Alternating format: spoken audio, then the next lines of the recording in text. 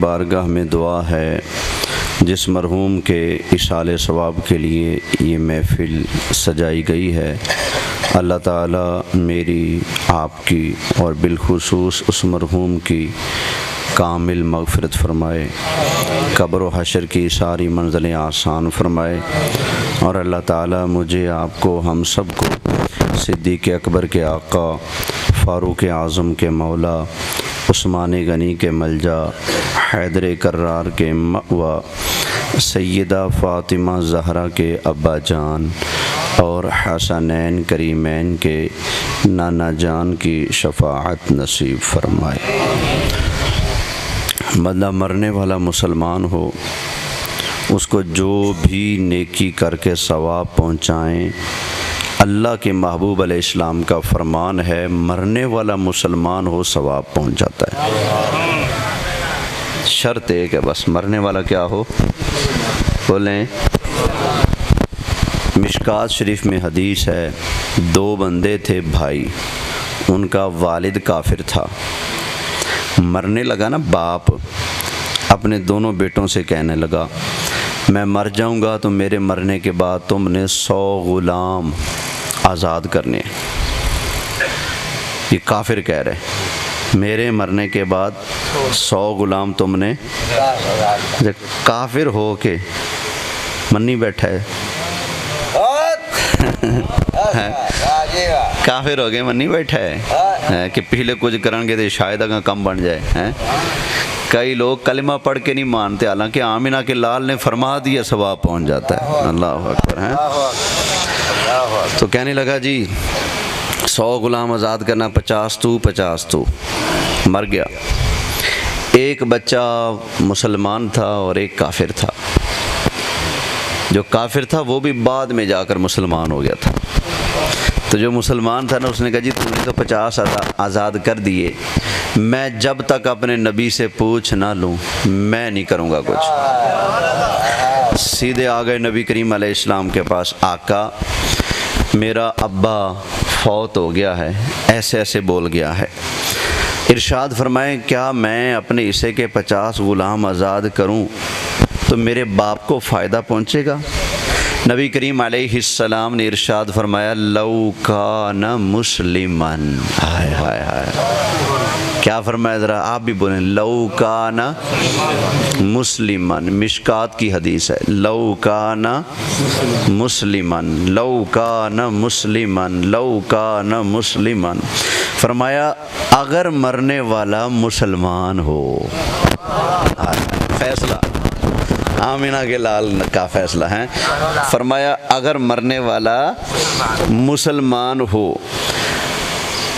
सदक़तुम अन्हु औ हजजतुम अन्हु औ अतक़तुम अन्हु, मरने वाला मुसलमान हो, उसकी तरफ से सदका करो सवाब पहुंच जाएगा, उसकी तरफ से हज करो सवाब पहुंच जाएगा, उसकी तरफ से ग़ुलाम आज़ाद करो सवाब पहुंच जाएगा। बस शर्त एक है, लौ कान मुस्लिमन, मरने वाला मुसलमान हो, जो भी नेकी करके सवाब पहुंच जाओगे। आमिना के लाल ने फरमाया कि सवाब, बोलिए सवाब पहुंच जाता है।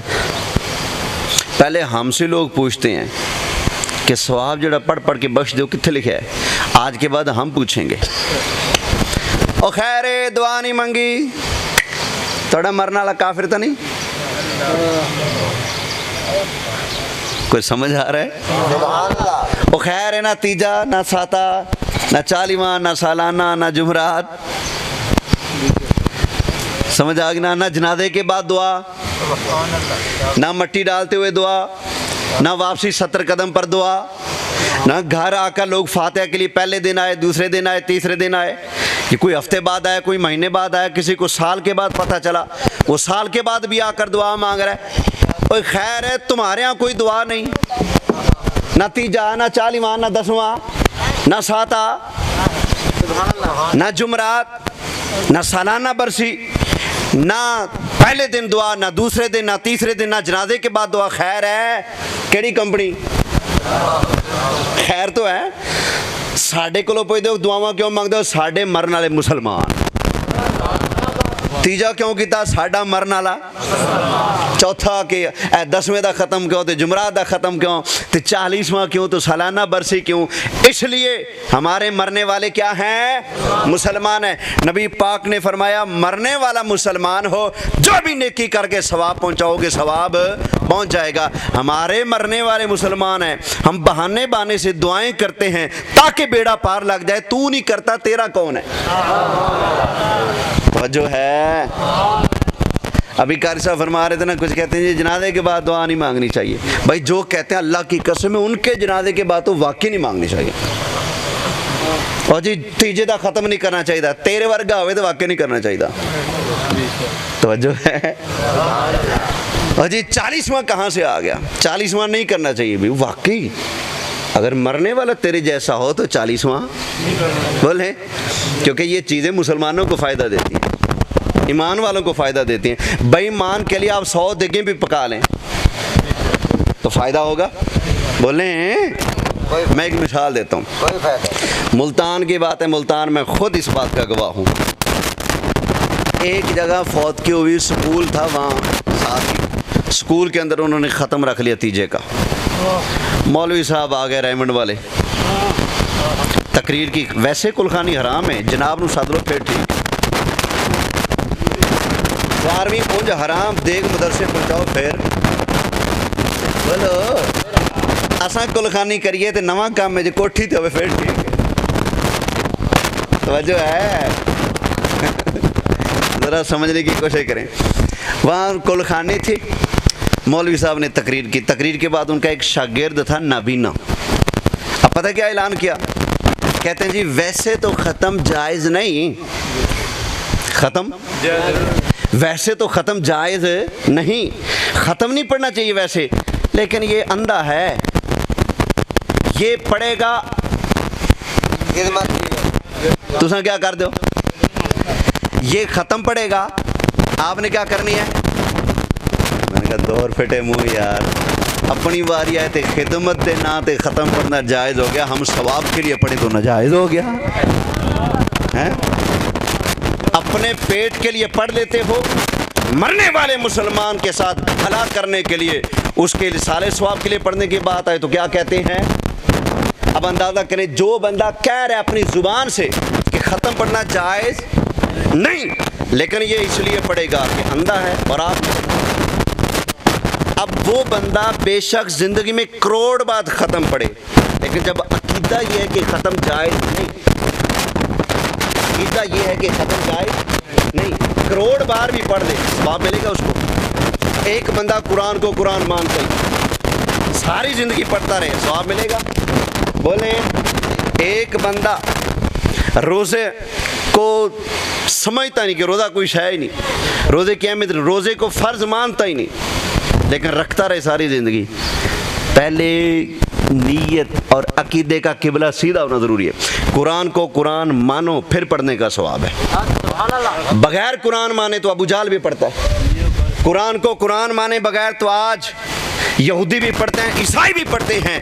जैसे हम यहूदियों की किताबें पढ़ते हैं, ईसाइयों की किताबें पढ़ते हैं, भी मुनाज़रा करना पड़ेगा। मेरे पास इनकी किताबें भी हैं, कभी कभी ईसाइयों से भी पाला पड़ जाता है। कहते हैं कितने ले गया था, फिर कहने आ लिया थोड़ी किताब लिखे है।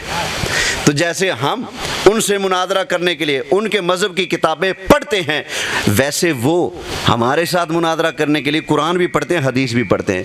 अब बताएं, यहूदी को कुरान पढ़ना फ़ायदा देगा? ईसाई को कुरान पढ़ना फ़ायदा देगा? नहीं। क्यों नहीं देगा? इसलिए कि उसने कुरान को कुरान माना। बोलो, वो किताब मानकर पढ़ता है, लेकिन अल्लाह का कुरान और अल्लाह का कलाम मानकर इसको पढ़ता नहीं। इसी तरह एक बंदा ख़त्म तो पढ़ता है, इसके लिए पढ़ता है, चाहे तो नहीं समझता, वो भाਵੇਂ लख पढ़ी रखे, फ़ायदा होगा? बोले इसलिए मैं कह रहा हूँ, जब कहते हैं जनाजे के बाद नहीं मांगनी चाहिए, वाकई तेरे जनाजे पर तो अल्लाह की कसम है नहीं मांगनी चाहिए। जब तेरा ईमान ही नहीं तो लोग मांग भी लें तो क्या फ़ायदा होगा? समझ आ गई ना? फ़ायदा होगा नहीं ना। फ़ायदा तब होगा जब मरने वाले का भी अकीदा हो कि दुआ पहुँच जाती है, और दुआ मांगने वाले का भी अकीदा हो कि दुआ मांगेंगे तो अल्लाह के करम से दुआ बोलें, तवज्जो है, ज़रा बोलिए सुभान अल्लाह ऊँची आवाज़ से। अच्छा, मुझे फरमाया गया है कि ये जो हमारे यहाँ इलाक़ों में आम तौर पर उर्फन होता है, बहुत हो गया ना, इलाके के पीर साहब आ गए। अब आप कहेंगे जी पीरां के पीछे पै गया, हुण मैं की करा, मैनू जिम्मे लाया गया। पीर जब तक शरीयत के मुताबिक चलेंगे हम उनके ग़ुलाम हैं। जिस दिन वह दीन के साथ फ्रॉड करेंगे फिर हम पीरों के नहीं बनेंगे। हमने पीरों का अदब ही इसलिए किया कि वो रसूलुल्लाह के ग़ुलाम है। जिस दिन ग़ुलामी में फ़र्क आ जाएगा हमारे अदब में फ़र्क आ जाएगा। अरे बोलो सुभान अल्लाह। ये पीर जो होते हैं हमारे को रिश्तेदार होते हैं? नहीं ना। इसलिए हया करते हैं, इसलिए हाथ चूमते हैं, इसलिए अदब करते हैं, इसलिए एहतराम करते हैं कि वो अल्लाह की राह दिखाते हैं। क्या करते हैं? अल्लाह की, जो सच्चे पीर होते हैं अल्लाह की राह दिखाते हैं, लोगों को अंधेरे से निकालते हैं, हिदायत पर डालते हैं, दुनिया की मैल कुचैल दिल से साफ़ करते हैं, अल्लाह का नूर दिल में डाल देते हैं। वो होते हैं पीर।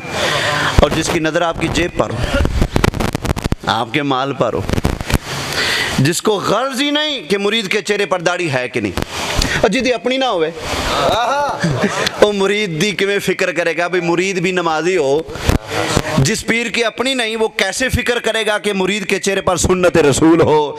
क्यों? इसलिए कि पीर साहब मुंडा के जो आखे मुरीदा दाढ़ी रखो, आख्या पीरा एडा चंगा कम हो तू ना रख ले। तवज्जो है। इसलिए हमारे अहले सुन्नत के नज़रियात में उसी पीर का अदब है, उसी पीर का एहतराम है, उसी पीर के नाम पर हम जान वारने के लिए भी तैयार हैं। जो पीर हुजूर की सुन्नत का वफादार, जो रसूलुल्लाह की सुन्नत का तालीमात का वफादार नहीं, वो पीर कहलाने का भी हकदार बोले।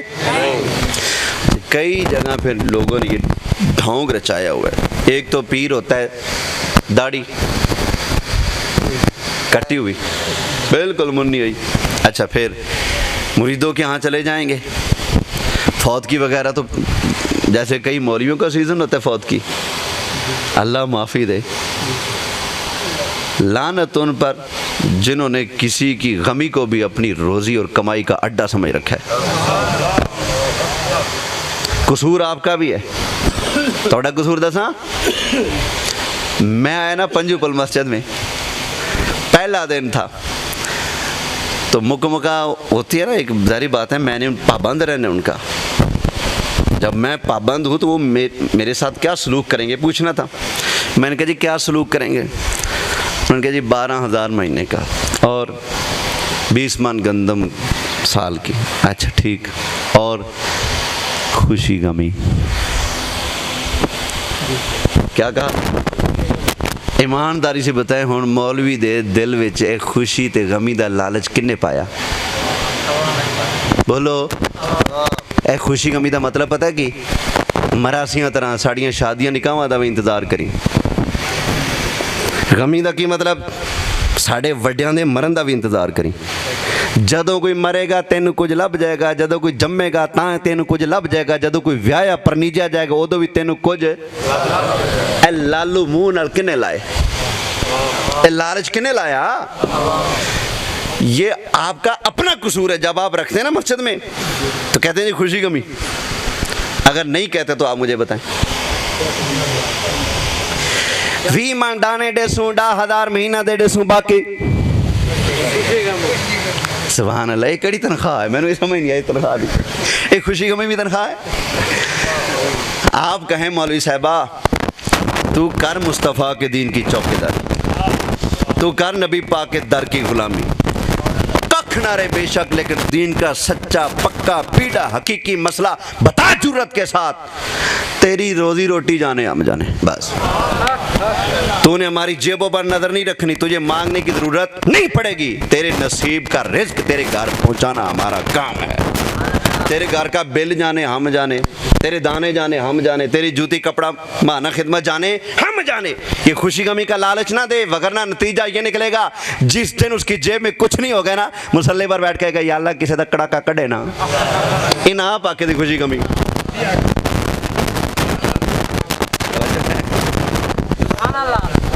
उन्हें कह देना यार किसी का कड़ाका कड़। मेरे को एक मौलवी साहब की वीडियो तकरीर मौजूद है, उन्हें सदर तो तंग आके दुआ मंगी, राती 100 रकातां पढ़ियां नफल उन्हें, फिर दुआ मंगी या अल्लाह तेरी मेहरबानी इनू ते चक ते मेहरबानी करो इंज ना करया करो कि किते थोड़े चौन दी कोई दुआवां मंगे, ठीक है ना। अल्लाह अकबर। तवज्जो है। पहले नंबर पे मौलवी साहब को दीन इसलिए नहीं पढ़ना चाहिए कि मैं दीन पढ़ूंगा तो ये मेरी कमाई का ज़रिया होगा। नात खान को नात इसलिए नहीं पढ़नी चाहिए, अगर पढ़ेगा तो गुनाहगार है, सवाब कख भी नहीं मिलेगा। अगर वो नात इसलिए पढ़ता है कि मैं पढ़ूंगा तुसा खिदमत करो चाह। ख़त्म पढ़ने वाला ख़त्म इस नीयत से अगर पढ़ता है कि मैं ख़त्म पढ़ूंगा जेब में भी कुछ आ जाएगा, उसका ख़त्म पढ़ना हराम है, इस नीयत से पढ़ना गुनाहगार है। अल्लाह के बंदो अगर कमाई करनी है तो होर काम थोड़े ने, बहरूपिया बन के इधर वड़न दी लोड़ की, जित्थों दा है तो उत्थे ही जा। अगर तूने मुसल्ले पर आकर, तूने मुसल्ले पढ़ कर भी, तूने दीन सीख कर भी दीन को कमाई का जरिया बनाना है, चल दुकानदारी कर लेना, तू कपड़े की दुकान बना ले, तू कारोबार कर ले, तू दुकान बना ले, तू कुछ भी कर ले।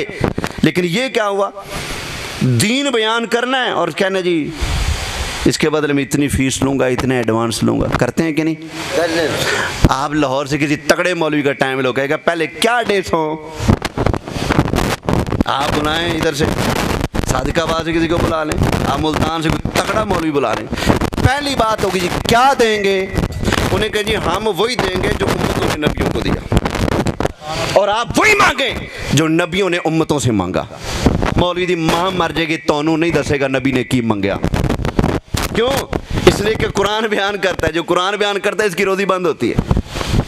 कुरान ने यह कहा कि हर नबी ने तबलीग के बाद कहा ला अस्अलुकुम अलैहि माला, हम तुमसे माल नहीं मांगते। इहदा काम ही माल तो शुरू होता है। और अल्लाह के नबियों ने क्या किया, ला अस्अलुकुम अलैहि, पढ़ा है कि नहीं कुरान है, पढ़ा है कि नहीं बार बार कुरान में, ला अस्अलुकुम अलैहि माला ला अस्अलुकुम अलैहि अजरा। अल्लाह के सारे नबियों ने तबलीग दीन के बदले में अपनी उम्मत से, गुलामों से कख भी नहीं मांगा।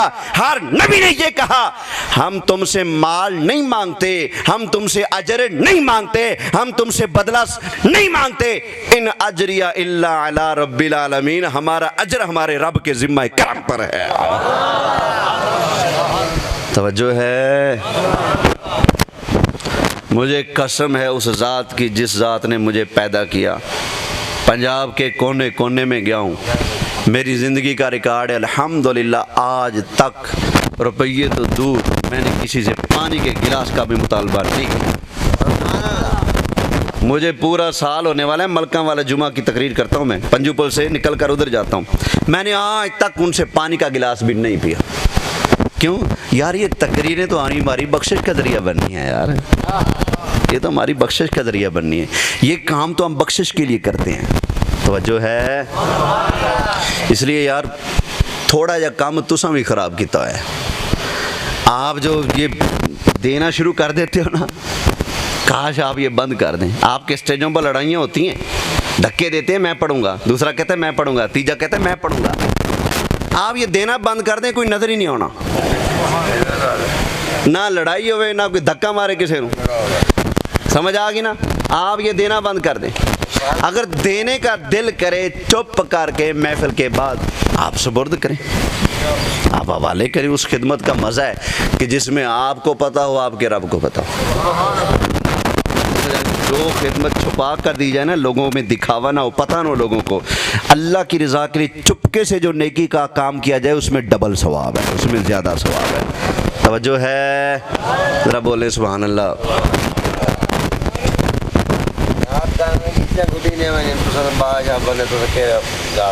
तो कोई गल, मेरे नबी ने उन्होंने दी गिचियां घुट के पहले रख दित्तियां जिन्होंने दीन नू कमाई का जरिया बनाना सी।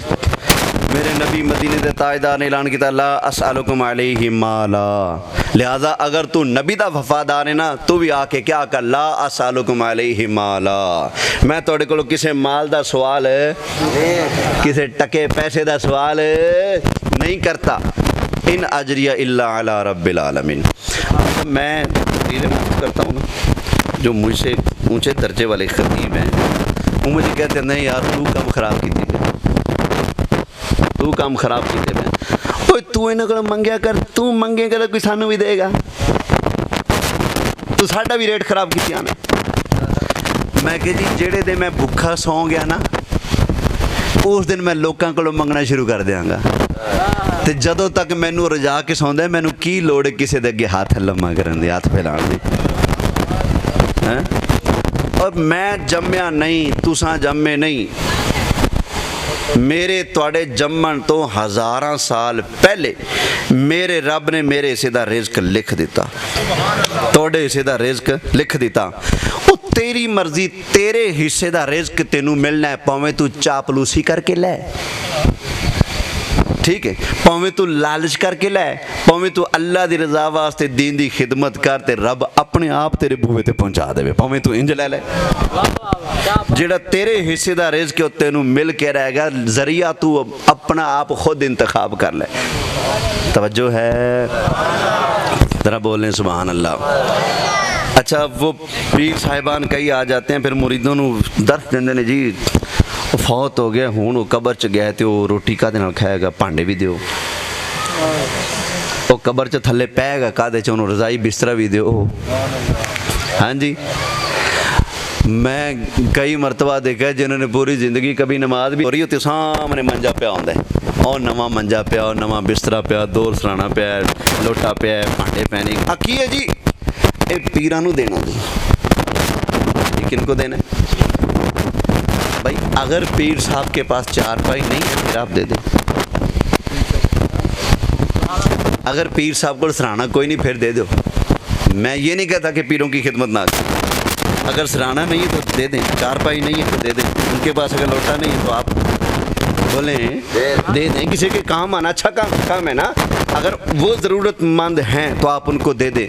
अगर उनके पास पहले डेरे के ऊपर चारपाइयों की भरमार है, उन्होंने कमरे पहले भरे पैने, स्टोर पीरां दे मंजियां नाल भरे पैने अगर पहले ही, फिर आपको ये चाहिए कि जो आपके महल्ले में गरीब बैठा है ना, पहले आप उसको दें।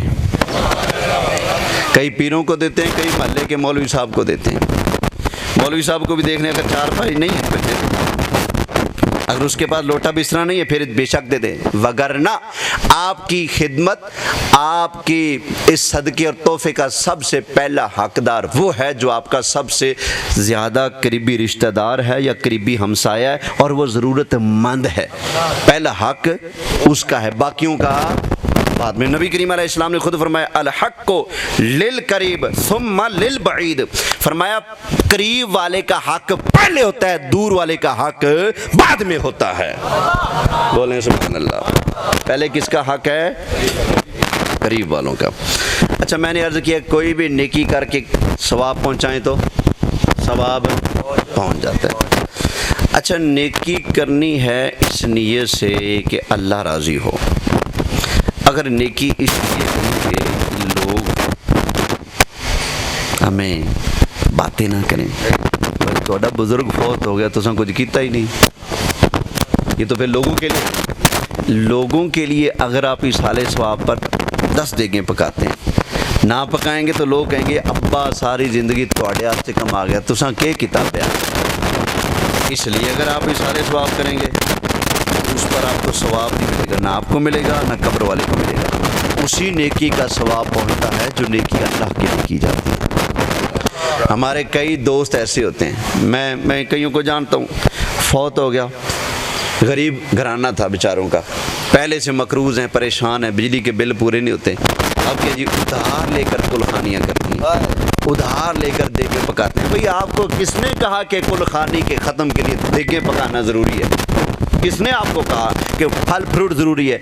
और भाई ये जमा होने का मकसद खाना पीना नहीं है, इस जमा होने का मकसद यह है कि मुसलमान जमा हों, कोई कलमा पढ़े, कोई दरूद पढ़े, कोई यासीन पढ़े, कोई सुबहान अल्लाह कहे, कोई अल्लाह अकबर कहे, कोई अल्हम्दुलिल्लाह कहे, ये सारी नेकियां करने के बाद सारे इज्तिमाई तौर पर दुआ मांगे, या अल्लाह जो पढ़ा इसका सवाब तेरे महबूब की बारगाह में पेश करते हैं, कबूल फरमा। महबूब के सदके या अल्लाह मरहूम की रूह को पहुंचाते हैं, कबूल फरमा। ये है असल में कुलखानी।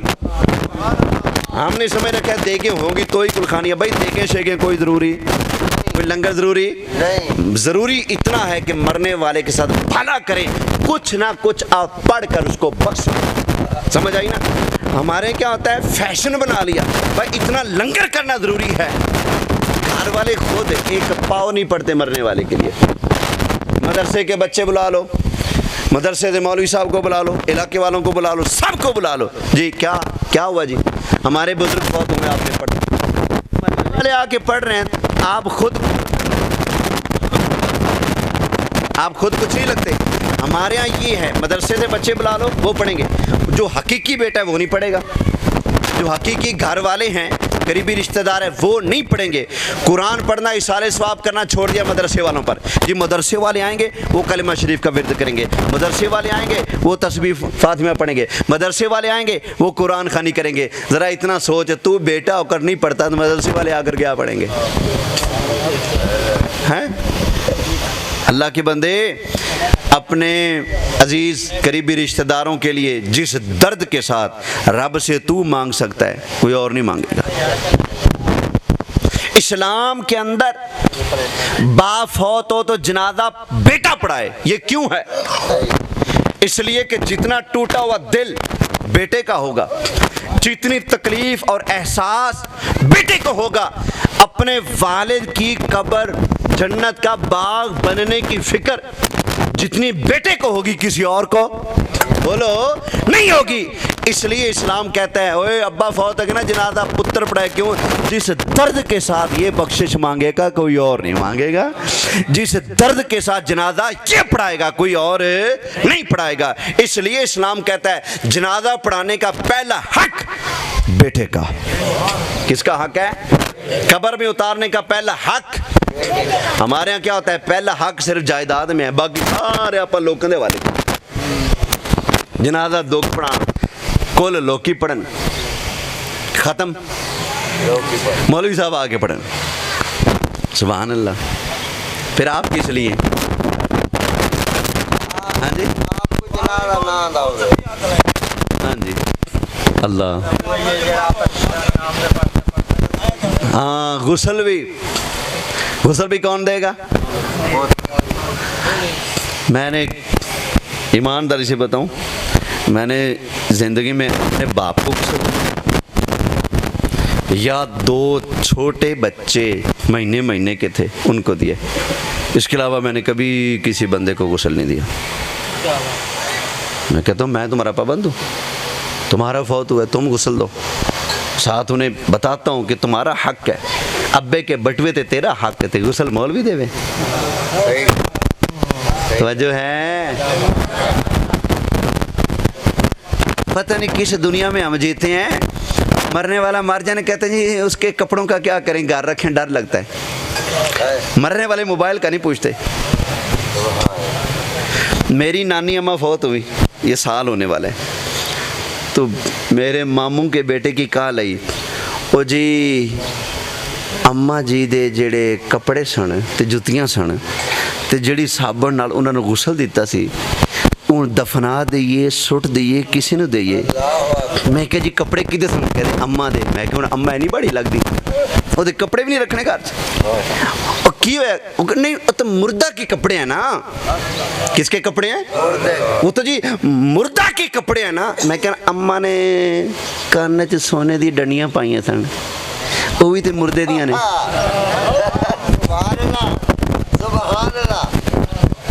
मैं कहा जी इंज करो, नानी दे कपड़े भी मैनू दे दिओ ते नानी दियां डंडियां भी मैनू दे दिओ।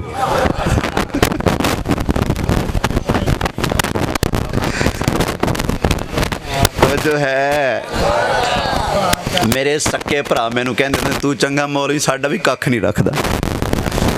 मैं कहता तो मैं अल्लाह रसूल का वफादार। शरीयत का मसला हो, मेरे अपने सक्के भाइयों के खिलाफ जाता हूँ, मैं अल्लाह की कसम है मैंने कभी परवाह नहीं की। मैं बयान करता हूँ शरीयत का मसला हो, मेरे अपने खिलाफ भी जा रहा हूँ, मैंने कभी शर्म महसूस नहीं की। मैंने अभी सुबह फजर की नमाज में लोगों को कहा जी तुसी इशा दी नमाज मेरे पीछे पढ़ी है ना, वो नमाज नहीं हुई, दोबारा पढ़िया जाए, मेरे को गलती होगी सी। कुरान पढ़ने में बंदे से गलती हो जाती है ना, एक ऐसी गलती होगी जिसका मुझे नहीं पता लगा, एक हाफिज साहब को पता चला, उन्होंने मुझे बाद में बताया जब लोग सारे चले गए। मैंने फजर में उस शर्मिंदगी से जो अल्लाह की बारगाह में उठानी, उससे बेहतर नहीं बंदा लोगों के सामने। जब 27वीं रात को तरावियों के पैसों पर लड़ाई होती है ना, जिसको थोड़ा मिले, कभी कभी कहता है ठीक है तुसा मेरा इंज किया, मैं भी एवं नमाज़ पढ़ाई। कई ऐसे भी होते हैं यकीन जाने, उनको कख भी फिक्र नहीं, लोगों की इबादतें तबाह हो रही हैं। हकीकत है कख भी फिक्र नहीं। ऐसे सुदागर और कारोबारी लोग भी मुसल्ले पर चढ़ते हैं। ये वही होते हैं जो हाफिज रमज़ान होते हैं। कौन होते हैं? फिर रमज़ान में आकर उनको नमाज याद आती है, रमज़ान में आकर इतनी सी दाढ़ी रखना याद आ जाती है, आगे पीछे उनको मस्जिद याद है। वो फिर कहते हैं जी तुसा अगर पैसे थोड़े दिते ना, असा भी फिर तरावियां तोड़ियां। अल्लाह अकबर। ओए खुदा दे बंदे हो, तुसा मरना नहीं, कब्र च नहीं जाना। मैं मुझसे कई मौलवियों ने मसला पूछा, जी नमाज पढ़ा रहा था, हल्की सी आवाज़ निकल गई, उनकी उनकी मैं कहा जालिमा तेरी नमाज टुट गई, आखे असा तो पूरी कर छड़ी। मैं मरना नहीं तो अल्लाह नूं हिसाब नहीं देना। लोगों की नमाज़ां बर्बाद कीतियां, अपनी भी बर्बाद की। मेरा अपना वाक़या, मैं मगरिब की नमाज़ पढ़ा रहा था, इंसान जो हुआ नमाज पढ़ाते हुए मेरा वज़ू चला गया, मैंने वहीं पर सलाम फेरा। एक मैनू नमाजी कहन लगे जो तुहाडा जो वज़ू टुट गया सी, एडी बेइज्जती वाली गल है, तो तुसीं पूरी करके दसो।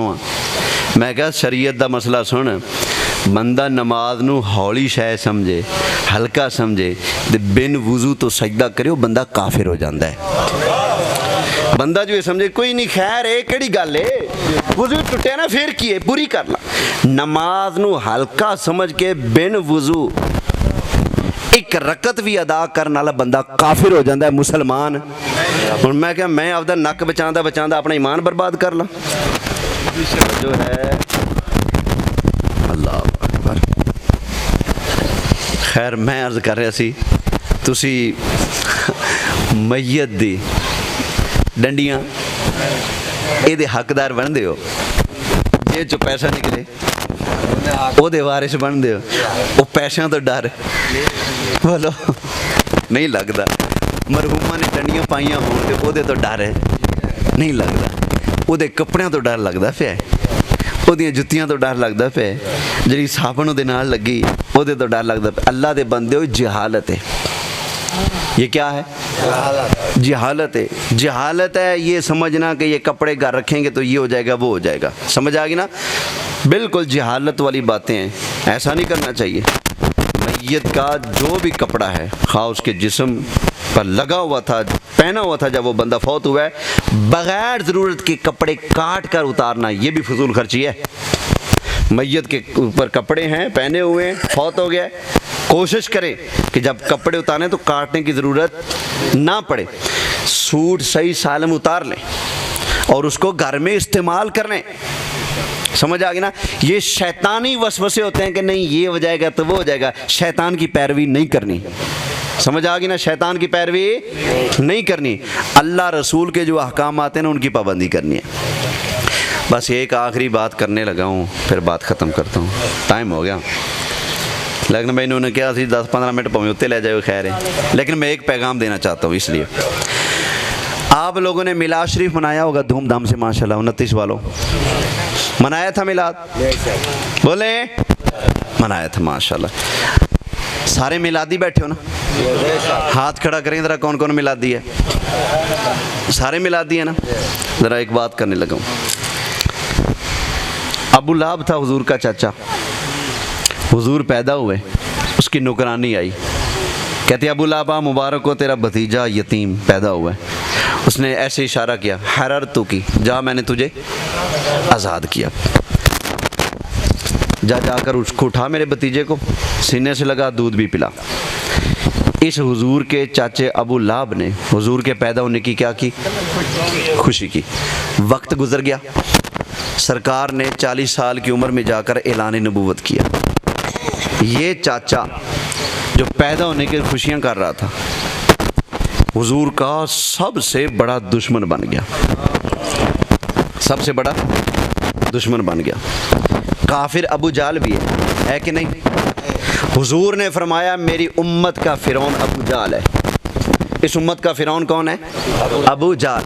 लेकिन अल्लाह ने कुरान में अबू जाल का नाम लेकर उसको रगड़ा नहीं फिरा। कुरान में अल्लाह ने अबू जाल का नाम लेकर उस पर लान तान बोलो नहीं की। लेकिन जो अबू लाब है वो भी, अबू जाल भी काफिर है, अबू लाब भी काफिर है, वो भी दुश्मन है, वो भी दुश्मन है। लेकिन अबू लाब का और उसकी बीवी का बाकायदा जिक्र करके अल्लाह ने पूरी सूरत इनके रगड़े फेरने के लिए उतारी है। तब्बत यदा अबी लहब, ये सूरत पूरी सूरत इनके खिलाफ उतारी। सोचने की बात है, अबू जाल भी काफिर है लेकिन कुरान ने नाम लेकर उसको लानती नहीं कहा। अबू लाब भी काफिर है, कुरान ने नाम लेकर इसकी बीवी का जिक्र करके इसको रगड़ा फेरा, इसको लानती भी कहा, मरदूद भी कहा, जहन्नमी भी कहा। फर्क क्यों अल्लाह ने किया? हालांकि इधर थोड़ी सी रियायत होनी चाहिए थी। या अल्लाह, जब सरकार पैदा हुए तो ये खुशियां कर रहा था, थोड़ा हाथ थोड़ा रख, रगड़ा उन्होंने फेर ले, इन्हों ना फेर। अल्लाह ने उसको नहीं फेरा, अबू जाल को, उसको फेरना है क़यामत वाले दिन। लेकिन कुरान के अंदर नाम लेकर रगड़ा किसको फेरा? अबू लाब को। क्यों? समझने की बात है, समझाने लगा हूं, काश तेरे दिल में उतर जाए मेरी बात, कुछ समझाने लगा हूं। अल्लाह ने नाम लेकर अबू लाब को रगड़ा कुरान में इसलिए फेरा कि जब हुजूर आए तो अबू लाहब पहचान गया कि आने वाला मामूली नहीं। क्या किया उसने? हुजूर को पहचान गया। पहचाना तो खुश हुआ ना, पहचाना तो इतनी महंगी लौंडी उसने आज़ाद कर दी, पता नहीं कितने पैसों से खरीदी होगी, आज़ाद कर दी।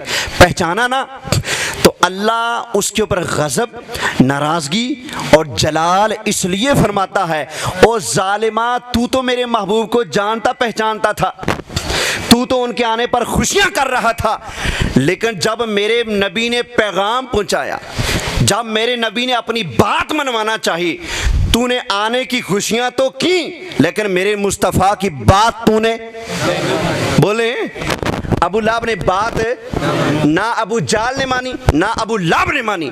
अल्लाह एक का रगड़ा निकाल रहा है कुरान में, नाम लेकर अल्लाह उसका रद्द करता है, उसकी बीवी का भी रद्द करता है। लेकिन अबू जाल के साथ ऐसा नहीं किया, हालांकि जुर्म दोनों का बराबर है। या अल्लाह, ये फर्क क्यों? फरमाया फर्क इसलिए कि इसने आने की खुशियां भी की, ये आने पर खुश हुआ, जश्न भी किया, लेकिन जब बात मानने की बारी आई, इसने मेरे नबी का पैगाम माना, आने की खुशियां कर गया, लेकिन मेरे नबी का पैगाम इसने नहीं माना। जो आने की खुशियां तो करे लेकिन नबी के पैगाम को पीठ कर जाए, नबी का पैगाम ना माने, रब्बे कायनात इतना जलाल फरमाता है, अभी वो मरा नहीं, उसके जहन्नमी होने का ऐलान रब ने कुरान में पहले कर दिया। तो पता चला खाली आने की खुशियां कर लेना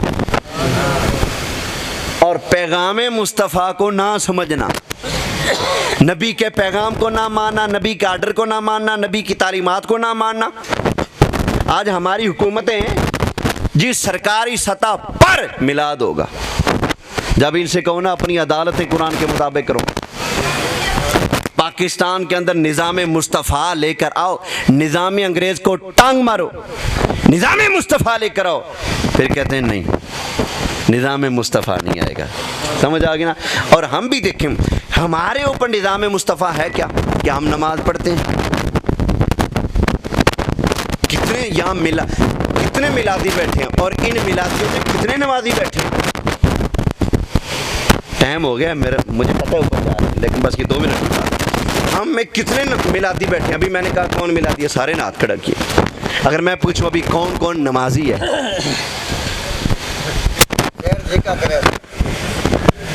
हुन पैगाम मुस्तफ़ा है कि अल्लाह के दर पे और रोज़ाना 5 नमाजें पढ़ो, ये पैगाम मुस्तफ़ा है। अबू लाब ने आने की खुशियां की लेकिन पैगाम मुस्तफ़ा माना नहीं। हम भी आने की खुशियां तो कर लें धड़ल्ले से, 10 देगे पका कर 29 का कि मस्जिद में आलीशान मिलाद हुआ। वो मौलवी साहब बुलाया जिसने 50,000 फीस मांगी। उकाड़े नाथ खां आ गया, 20,000 उन्होंने भी देता। मिलाद मुस्तफ़ा तो कर लिया, आने की खुशियाँ तो कर ली, लेकिन पैगाम मुस्तफ़ा की हमें परवाह ना हो, ना नमाज की फ़िक्र, ना रोज़े की फ़िक्र, ना हज ज़कात और फितराने की फ़िक्र हो। हम लोगों के हक हम पी जाएं, अल्लाह के हक हम पी जाएं, रसूलुल्लाह की सुन्नत दाढ़ी को कत्ल करके हम फेंक दें और कहें कि हम सच्चे गुलाम हैं।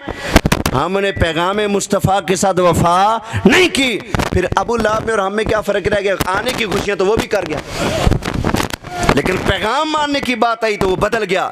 अल्लाह हमें तौफीक दे कि हम बदले ना, हम सच्चे दिल से मुस्तफ़ा का पैगाम भी माने। कोशिश करेंगे यार, नमाज़ें पढ़ा करो, नबी का पैगाम भी माना करो, ठीक है ना। और मिलादियो, मुस्तफ़ा की उम्मतियों, अकेले मिलादी नहीं बनना, नमाजी भी बनना है। पढ़ेंगे ना नमाज, ना अल्लाह का हक मारना है, ना बंदों का हक मारना है, सारे हक भी अदा करने हैं। वमा अलैया इल्लल बलागुल मुबीन।